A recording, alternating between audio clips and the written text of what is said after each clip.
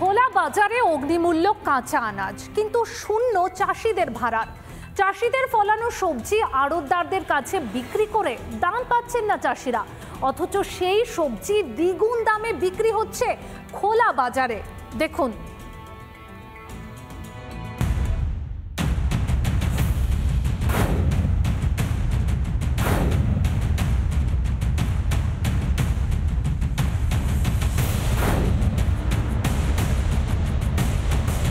বাজারে গিয়ে ছ্যাঁকা খাচ্ছেন মধ্যবিত্তরা। অকাল বৃষ্টির জেরে এবার এমনিতেই সবজির ফলন কম আসানসোলে। কি কারণে লাফিয়ে লাফিয়ে বাড়ছে সবজির দাম, সোজাসুজি চাষিদের মুখ থেকেই শুনলো রিপাবলিক বাংলা। চাষি তারা কিন্তু তাদের যে ফলন, সেই ফলন কিন্তু কেটে, গাছ থেকে কেটে তারা কিন্তু মজুত করছে এবং এটা মার্কেটে যাবে। এটা কি সবজি? এটা মার্কেটে আপনারা কি বিক্রি করবেন? 30 টাকা 25 টাকা কেজি বিক্রি হয়। আপনারা কত পাবেন? আমরা নিজের বিক্রি করবেন। হ্যাঁ, আপনি রিটেলে কত, পাবলিক কত কিনবে? 100 টাকা পালা, 20 টাকা কিলো।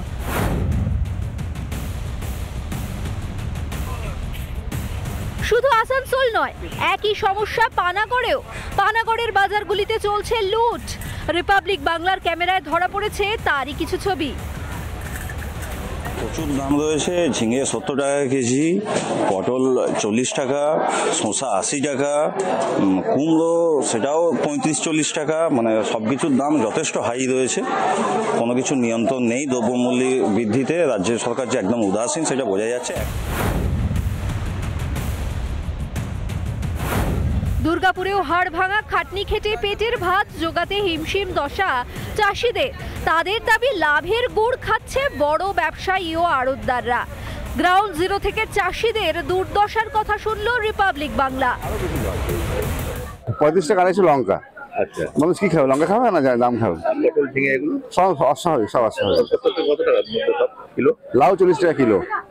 এই গরমে লাউ 40 টাকা, 10 টাকা পিস হয়। আমাদের অস্বাভাবিক বাজার মূল্যের জন্য জিনিসপত্র কিনতে অসুবিধা হচ্ছে, চরমভাবে ভোগান্তি হচ্ছে সাধারণ মানুষ তো সবজি কিনতেই পারছে না, এতই দাম আর কি।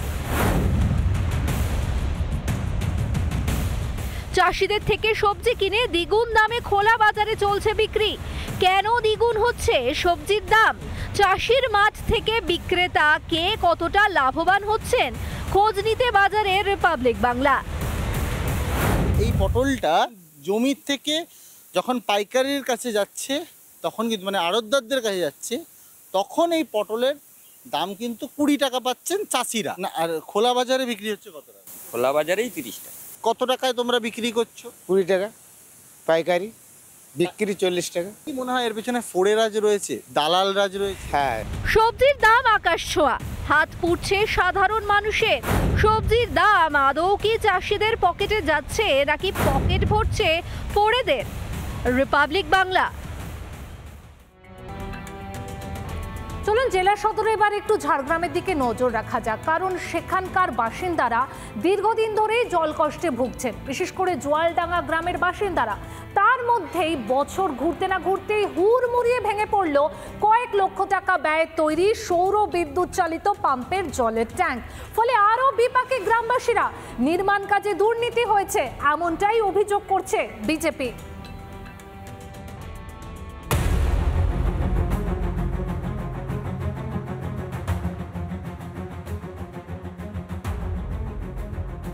ঝাড়গ্রামের বিনপুর 1 নম্বর ব্লকের দহিজুড়ি পঞ্চায়েতের জোয়ালডাঙ্গা গ্রামে বাস 20টি আদিবাসী পরিবারের। গ্রামে পানীয় জলের সংকট চরমে। পরিশ্রুত জল পেতে গ্রামবাসীদের একমাত্র ভরসা ছিল নলকূপের সঙ্গে লাগানো সোলার চালিত পাম্প। সবেধন নীলমণি সেই পাম্পই হুড়মুড়িয়ে ভেঙে পড়ল। কাঠামো তৈরি করা হয়েছিল এই জল প্রকল্পের জন্য, কয়েক লক্ষ টাকা ব্যয় করে এই কাঠামো নির্মাণ করা হয়েছিল, সোলারের ব্যবস্থা করা হয়েছিল, কিন্তু এই কাঠামো 1 বছর ঘোরার আগেই হুড়মুড়িয়ে ভেঙে পড়েছে। এই অবস্থায় পাশের গ্রাম থেকে পানীয় জল বয়ে আনতে হচ্ছে বাসিন্দাদের। এটা সোলার পাম্প ছিল, এটা ভেঙে পড়ে গেছে। কতদিন হলো ভেঙেছে? ভেঙে গেছে এখন 2 সপ্তাহ হয়ে গেল। কেন ভেঙে পড়লো কেন? এখন লো ম্যাটেরিয়াল দিয়ে কাজ করেছে, এখন কতদিন থাকবে না থাকবে কোনো ঠিক ছিল না। 1 বছর হয়নি এখনো, তার মধ্যে ভেঙে পড়ে গেছে। জলের উপায় আর কি, এই কুয়াটা আছে, নোংরা জল এইখানে চান টান করা হয়। খাওয়ার জল খাওয়া জল যেখান থেকে আনা হয় লোকের বাড়ি থেকে। রাজ্য সড়ক লাগোয়া জলের ট্যাঙ্ক সহ সোলার প্যানেল ভেঙে পড়ে থাকলেও তা নজরে আসেনি স্থানীয় পঞ্চায়েত সদস্য সহ দহিজুড়ি পঞ্চায়েতের গ্রাম প্রধানের। এই বিষয়ে তো আমার জানা ছিল না, বা আমার কাছে এখনো পর্যন্ত কোনো কমপ্লেন জমা পড়েনি বা অ্যাপ্লিকেশনও গ্রামবাসীরা দেয়নি, সেহেতু আমার বিষয়টা একদমই জানা নেই। পঞ্চায়েতের যারা প্রধান আছেন, ওখানকার তৃণমূলের যারা নেতামন্ত্রী আছেন, তারা এত বেশি খেয়ে খেয়ে পেট মোটা করে ফেলেছেন যে সমস্ত ক্ষেত্রেই তাদের দুর্নীতির ছাপ ফেলে যাচ্ছে। পঞ্চায়েতে ভোট থেকে সদ্য সমাপ্ত লোকসভা নির্বাচন, জল সমস্যা সমাধানে ভুরি ভুরি প্রতিশ্রুতি, তারপরেও পানীয় জলের জন্য হাহাকার জোয়ালডাঙ্গা গ্রামে। রবীন্দ্রনাথ মাইতির রিপোর্ট, রিপাবলিক বাংলা। এবার একটু নজর রাখতে হচ্ছে উত্তরবঙ্গের দিকে, কারণ প্রাকৃতিক বিপর্যয় বিপর্যস্ত উত্তরবঙ্গ। দুর্যোগ কাটার লক্ষণ নেই, তার জেরে ক্রমশ খারাপ হচ্ছে পরিস্থিতি। এবার ধসের কবলে শৈলশহর দার্জিলিং, রাস্তায় মুহুর্মুহু ধসে বন্ধ হচ্ছে যোগাযোগ ব্যবস্থা। দুর্যোগের কারণে পাহাড়ের দাম বাড়ছে নিত্য প্রয়োজনীয় জিনিসের। সব মিলিয়ে আশঙ্কায় উত্তরবঙ্গবাসী। সিকিম জুড়ে লাগাতার বৃষ্টি, তার জেরেই কিন্তু ইতিমধ্যে জল বাড়তে শুরু করেছে মহানন্দা, তিস্তা, তোরসা, জলঢাকা।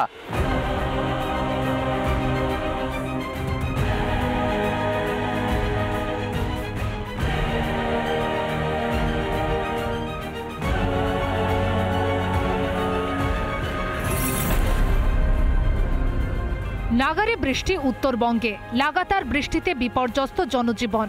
ফুলে ফেপে উঠেছে মহানন্দা, তিস্তা, তোরসা, জলঢাকা সহ একাধিক নদী। ইতিমধ্যেই কিন্তু উত্তরবঙ্গে ঢুকতে শুরু করেছে ভুটানের জল, তার জেরেই কিন্তু ইতিমধ্যে বন্যা পরিস্থিতি উত্তরবঙ্গের একাধিক অংশে। পাশাপাশি মালবাজারের মাল নদী সহ লিশ, ঘিস ইত্যাদি নদীতে কিন্তু জল বাড়তে শুরু করেছে। এক প্রকার উত্তরবঙ্গ জুড়ে জল থই থই পরিস্থিতি। ধসের জেরে বন্ধ করা হলো 10 নম্বর জাতীয় সড়ক। পরিবর্তে কালিম্পং থেকে দার্জিলিংয়ে গাড়ি যাচ্ছে তিস্তা বাজারের রাস্তা দিয়ে। ঘুর পথে সিকিম যেতে হচ্ছে গাড়িগুলিকে, ফলে বৃদ্ধি পেয়েছে গাড়ি ভাড়াও। মহানদী এলাকায় ক্ষতিগ্রস্ত 55 নম্বর জাতীয় সড়ক, বাধ্য হয়ে টয় ট্রেনের লাইনের ওপর দিয়েই চলছে গাড়ি। চুনবাত্তি এলাকায় বেড়েছে ধসের পরিমাণ, ফাটল দেখা দিয়েছে একাধিক বাড়িতে। টানা বৃষ্টি হলে পুরো গ্রাম ধ্বংস হয়ে যাওয়ার সম্ভাবনা ভাবাচ্ছে গ্রামবাসীদের, আর তাই ওই এলাকা দিয়ে বড় গাড়ি যেতে বাধা দিচ্ছেন বাসিন্দারা। ইতিমধ্যেই প্রশাসনের তরফে একাধিক জায়গায় কমলা সতর্কতা জারি করা হয়েছে। যুদ্ধকালীন তৎপরতায় চলছে রাস্তাঘাট মেরামতির কাজ। কিন্তু আর কতদিন, কবে এই দুর্যোগ থেকে মুক্তি পাবে উত্তরের মানুষ? কিরণ ছেত্রী ও রণজিৎ বোসের রিপোর্ট, রিপাবলিক বাংলা।